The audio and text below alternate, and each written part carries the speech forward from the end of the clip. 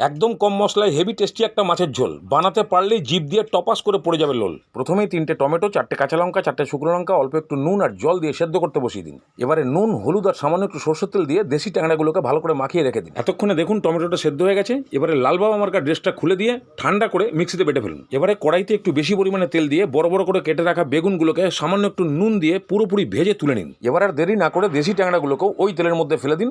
ভালো করে একটু নাড়িয়ে চাড়িয়ে কড়া করে ভেজে তারপরে তুলে নিন। এবারে আসল খেলা চালু। সামান্য সামান্য গোটা জিরে আর কালো জিরে তেলে ফেলে দিয়ে হালকা ভেজে নিন। আচ্ছা, জিরে আর কালো জিরে ভাজার সেন্ট কি নাকে ঢুকছে তাহলে টমেটো পেস্ট দিয়ে দিন। সামান্য একটু হলুদ দিন আর নুন দিন। ভালো করে এটাকে কষতে থাকুন। যখন দেখবেন টমেটোর পেস্ট হালকা শুকিয়ে এসছে আর তেল ছাড়তে শুরু করেছে, তখন প্রয়োজন মতো গরম জল ঢেলে ঝোল বাড়িয়ে ভালো করে ফুটিয়ে দিন। এবারে ভাজা মাছগুলোকে দিয়ে 5 মিনিট ভালো করে ফোটান।